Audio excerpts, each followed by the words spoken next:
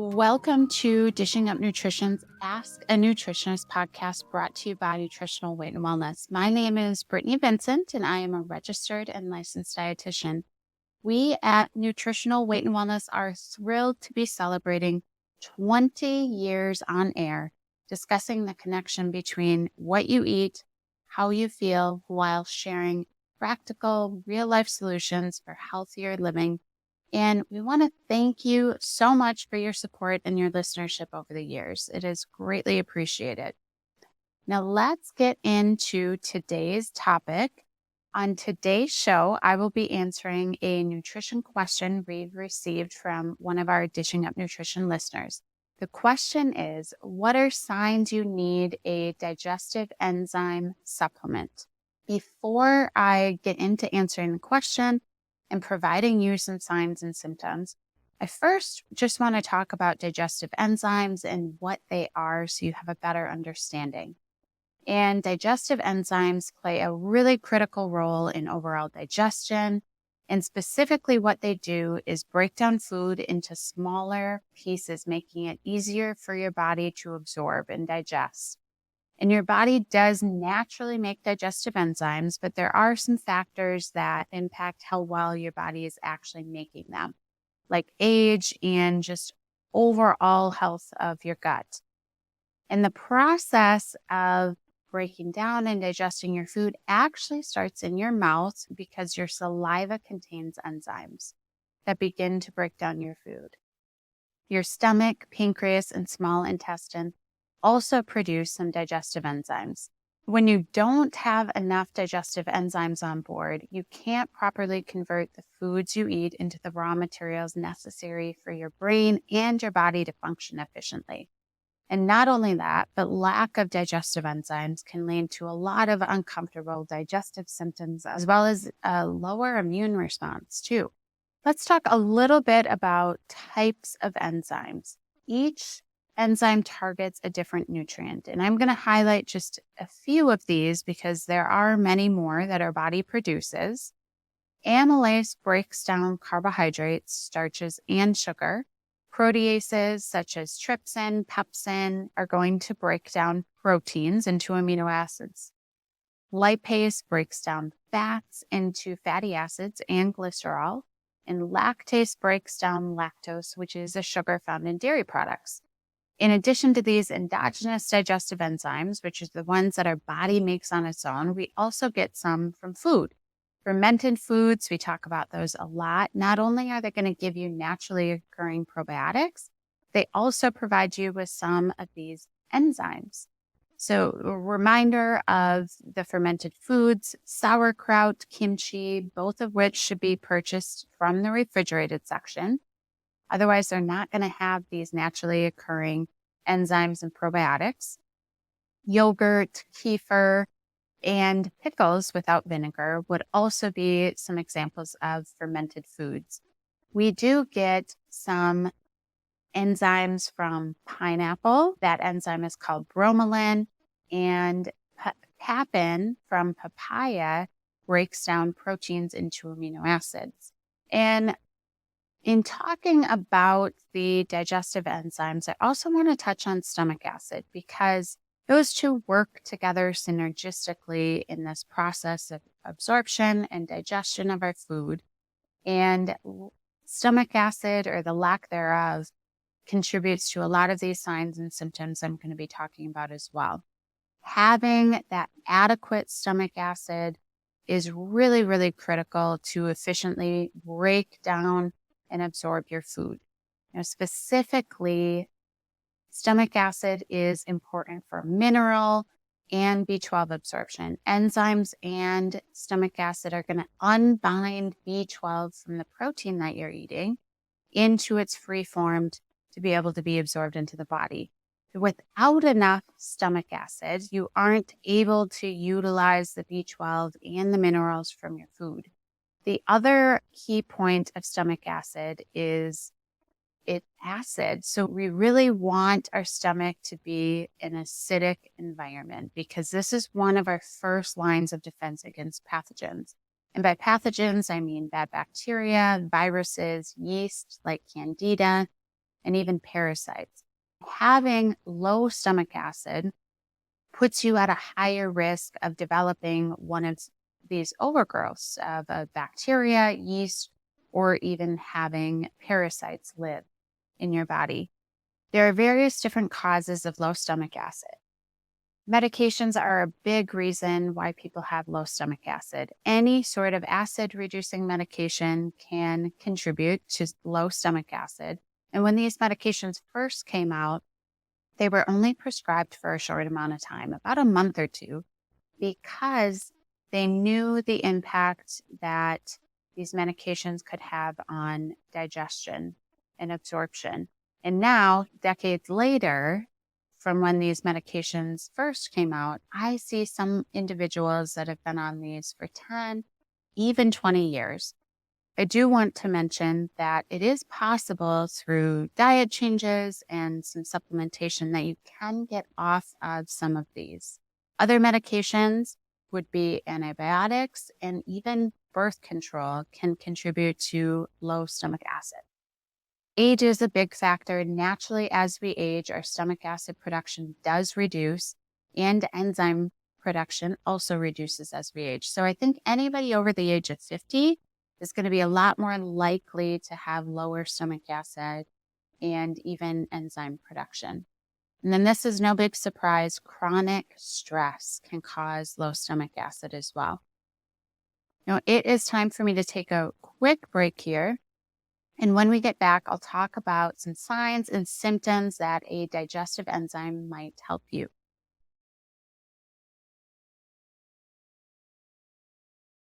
Welcome back. Now I want to dig into some signs and symptoms that a digestive enzyme might help you. Reflux or heartburn. And I want to explain this further because it's completely counterintuitive that reflux or heartburn could actually be caused from low stomach acid. For many individuals, low stomach acid is a big cause of heartburn and reflux. And what happens is the lower esophageal sphincter, which is really a ring of muscles between your stomach and your esophagus, that is supposed to stay closed except when we're swallowing and eating. You can think of it as working like a gate, and it prevents acid from your stomach going back up into your esophagus. But when your stomach isn't acidic enough, the lower esophageal sphincter remains partially opened, and this allows acid to come from your stomach into the esophagus, creating that heartburn, reflux. And then also, when you don't have enough stomach acid to break down your food, you're going to get larger food particles that go into your intestinal tract.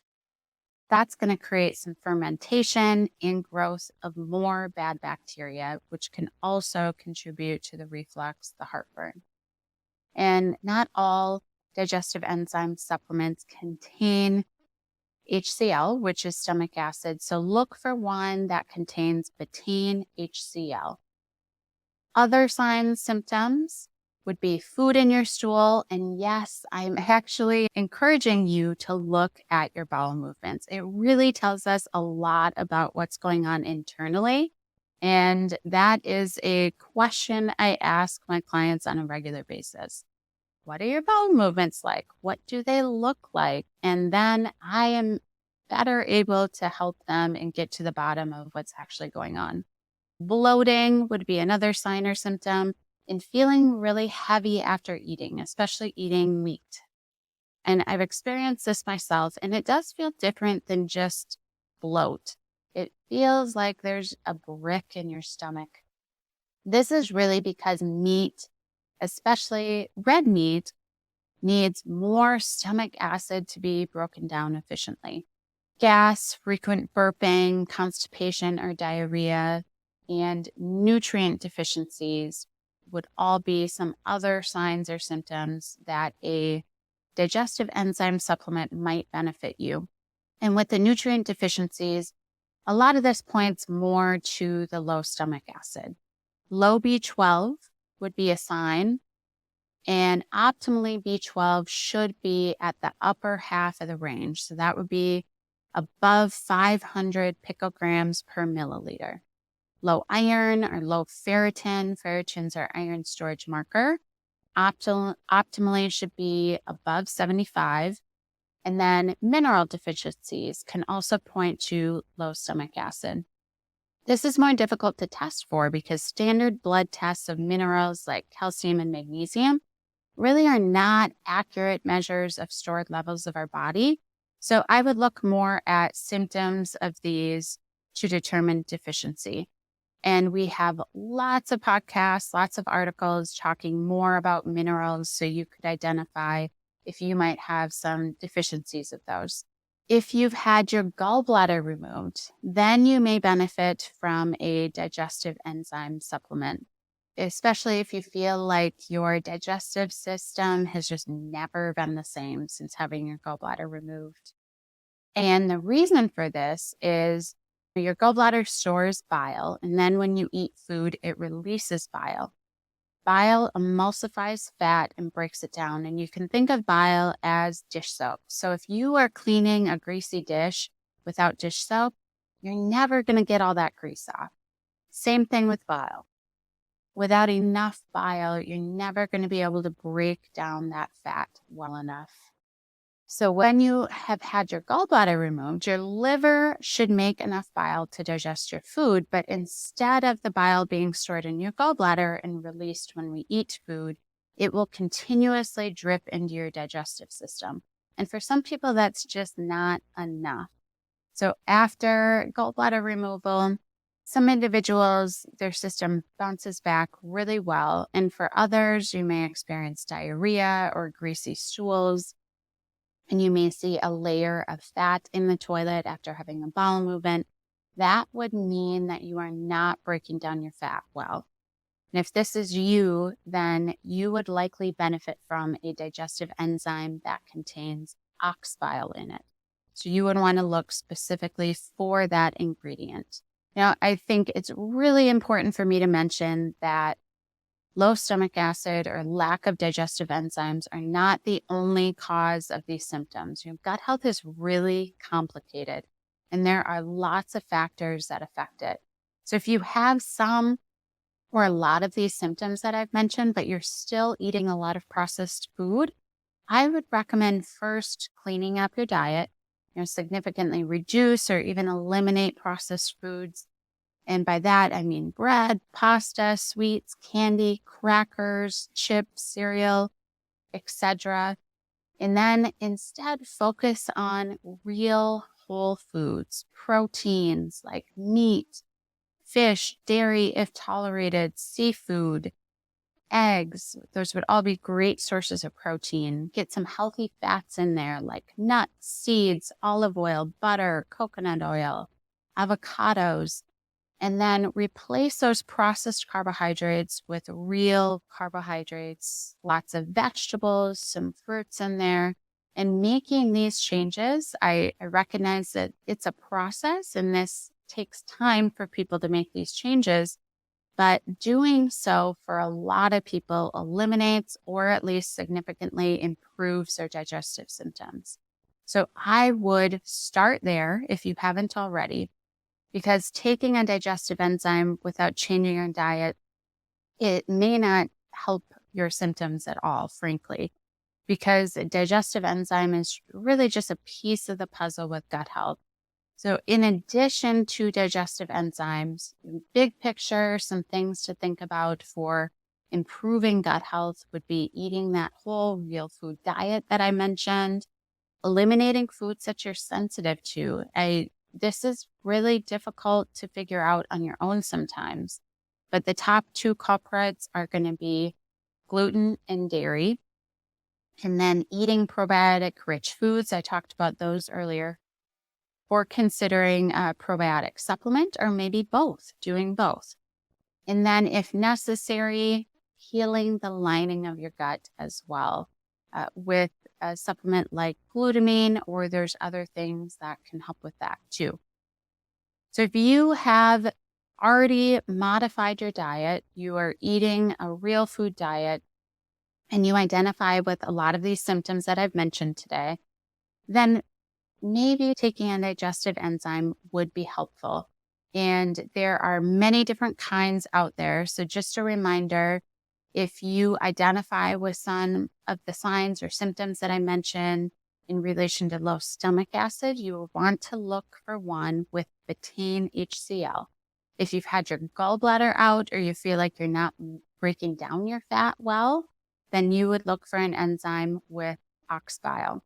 And then to take them, you want to take the digestive enzymes with your meals right before. But let's say you forget to take it, you're mid-meal, and then you remember. I would still take the digestive enzyme because you will get some benefit from it.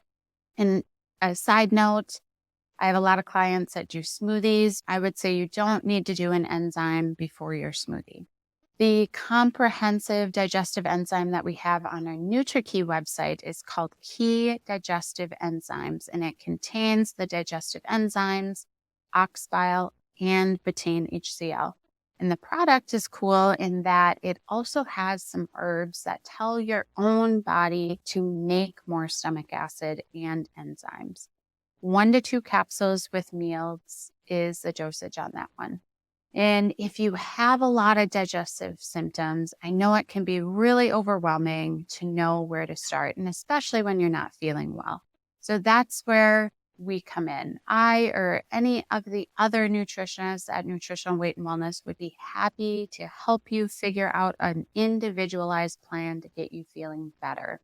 Let's do a little recap today of our topic.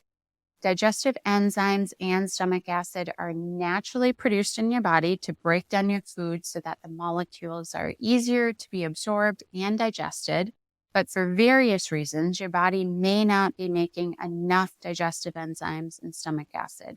Some signs that you might benefit from a digestive enzyme supplement are reflux, food in your stool, bloat, gas, feeling really heavy after eating, especially after eating meat, frequent burping, constipation or diarrhea, nutrient deficiencies like B12, iron, and mineral deficiencies, or you've had your gallbladder out. Those would all be possible signs or symptoms that you could benefit.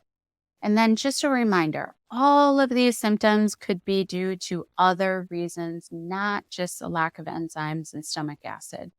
Always focusing on food first, incorporate more real foods, and decrease the processed foods.